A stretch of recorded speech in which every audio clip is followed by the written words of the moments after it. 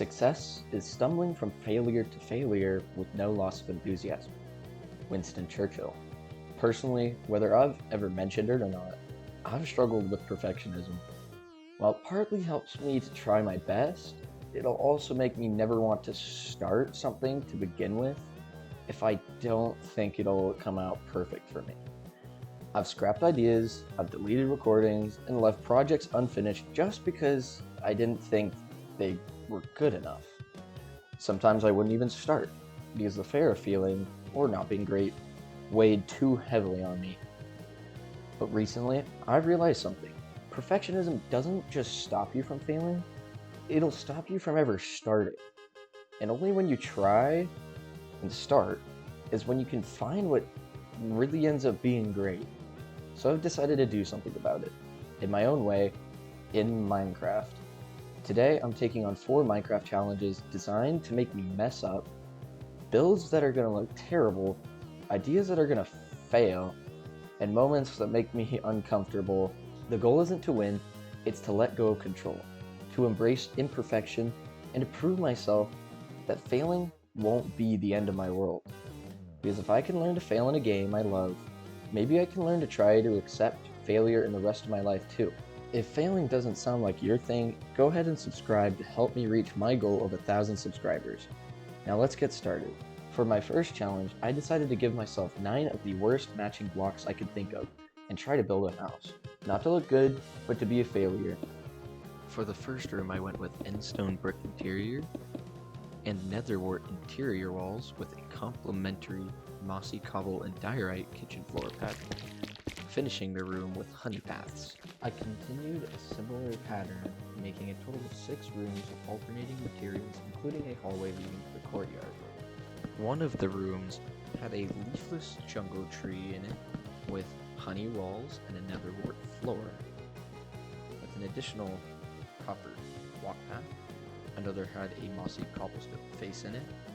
This one had a honey pool in it. The courtyard had some interesting art, as well as having collections of raw copper blocks, and netherwort in the corner. The last room had a dining room table. Now, giving a house tour on one of my ugliest builds is not the point of this. It's developmental to myself and accepting this is far from a perfect build.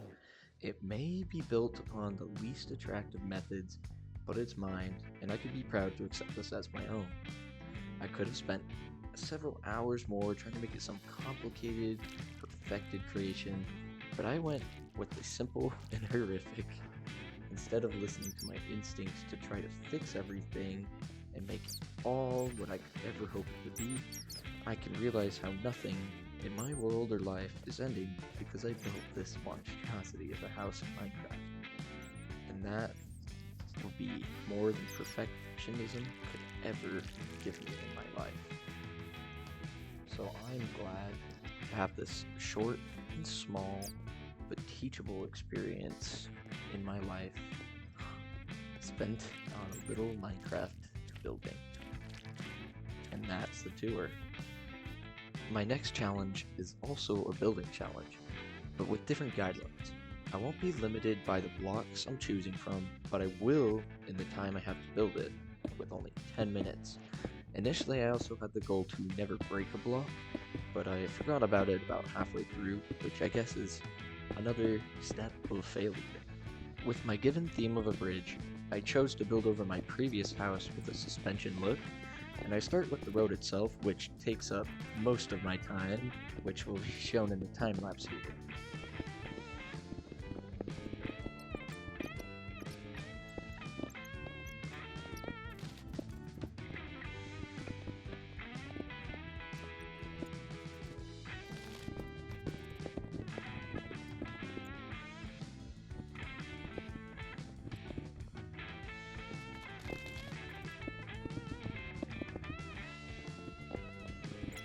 With the road completed, I used my remaining time to work on the suspension part of the bridge.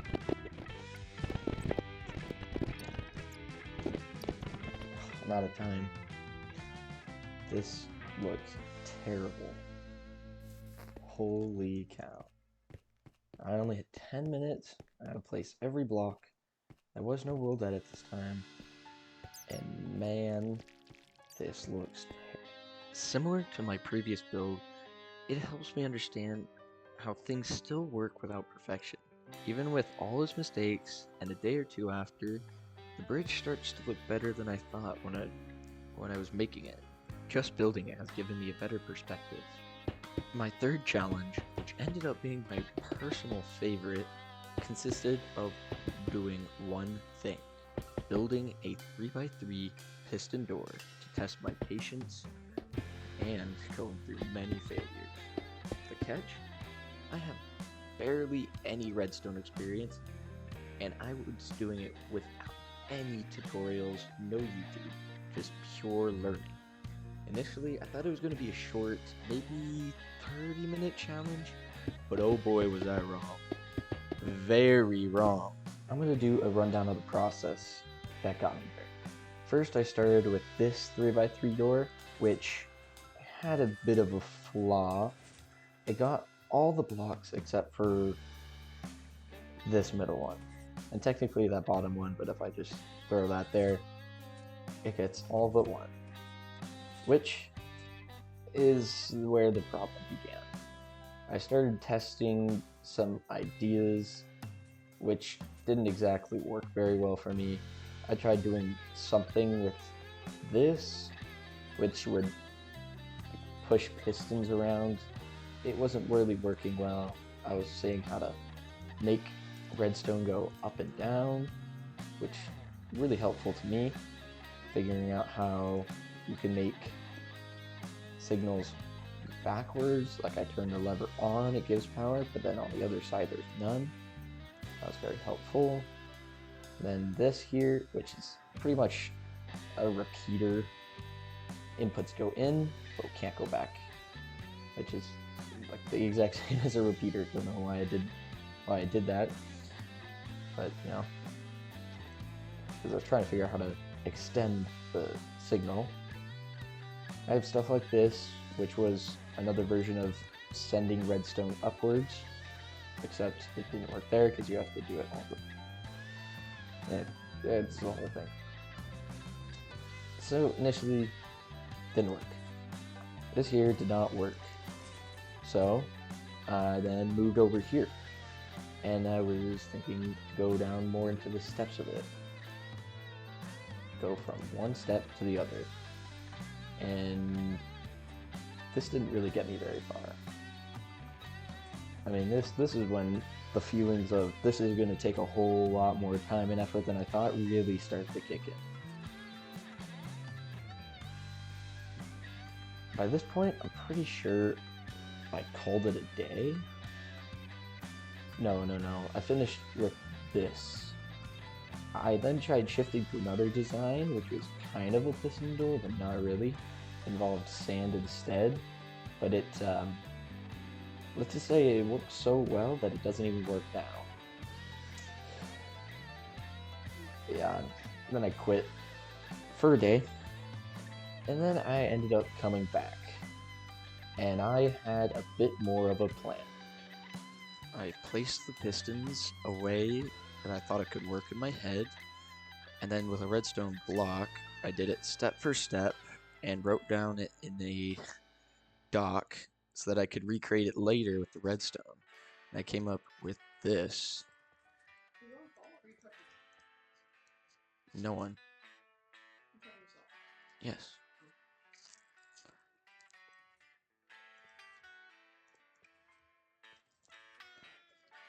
And that worked. And after having it down on paper, I was able to come back in and create it with the redstone. I used this method, which would make it so one input would turn it on and it would stay on, and another would turn it off and stay off. So I connected each piston to one of those, and that allowed me to set up a sequencing. Once I had that set up, it was all in order. It just needed to be enabled in the right sequence and the right timing. That eventually led me to have a working system. Well, I don't think this one works right now, but yeah, I think this one is currently... Oh, here we go.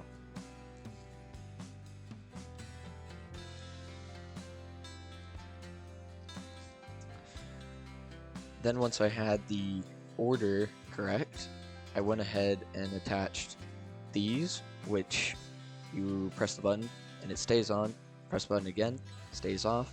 I attached one of those to each of the 3 pistons and started getting the timing right.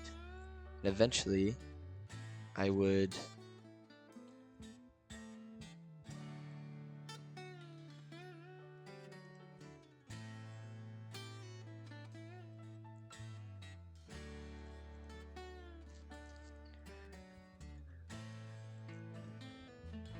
after a long time of timing and sequencing, I finally got a working model, which is pretty slow and could certainly be tweaked to be faster, but it worked. And it closed, and then all you'd have to do is add the other side ones, and then it worked. The issue was, even with this prototype, it didn't work to put it all back together again. It was faulty in the second half. It didn't exactly work very well. But I knew that once I knew how to close it, or once I knew how to open it, I could be able to figure out how to close it with a similar timing. So finally comes over here to my final product, a mess of wires that could most certainly be simplified in another manner, which, just like the other one, will open. It is pretty slow and could use some assisting in the timing, but if it works, it works. And boom, it opens. Now, after I had that, closing it was pretty simple, especially after the few hours I've been working on it. I just put in another button to close, which this is where it's not exactly the best because you have 2 buttons, one to open, one to close. Maybe if I went at it a little longer, I could figure out how to do both with 1 button. But this is how it is for now. And I went back through the steps, similar to back over there where I did 1 by 1 with a redstone block. Once I knew the order, I just did the same redstone timing, which this was for some reason a little different than that, even though I tried to replicate it exact for the open, it was a little different. But doing the close by itself meant I had to do it kind of from scratch anyways. But the practice I've had with all this enabled me to do this pretty quickly.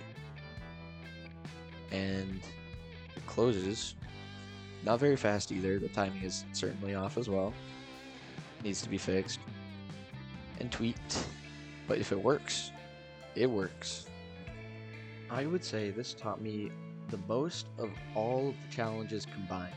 Patience, dedication, trial and error, practice, testing, and perseverance were all very important lessons to finish this seemingly simple door. Even when the challenge seemed far tougher than I thought, even after almost quitting one day, I came back the next day even more ready to finish the job. This door is a symbol of development in my achievements. My next challenge was simply just to beat the game, although I'm doing it in hardcore and only giving myself 1 attempt. If I die, it's over. The thought behind this is that you normally can just respawn or restart and do it until you get it right. So this way I can accept my attempt and the fact that I tried, no matter the result. My first goal here is to try to find a village, because not exactly what you call a top tier speedrunner of the game, but on my way I find a ruined portal, which helps me out a little bit, and just after, I end up spotting 2 villages around me. Going to the villages, I kill the golems for iron, I loot the chests, and get some tools and food. Near the village, I find a mine shaft in a ravine, and that allows me to get some iron, which will be very helpful to keep me alive later on in the nether. Soon after exiting the ravine, I found a lava pool in which I super speedily made a nether portal, then went off venturing to the nether. It took me a while to find a fortress, and then eventually I did, and it took me a little longer to find blaze spawner. I was just killing blazes as anyone would, trying to beat the game. At this point, I had gotten 7 blaze rods, and I planned to stop at 8, when suddenly, this ended up happening. Shoot, I'm dead.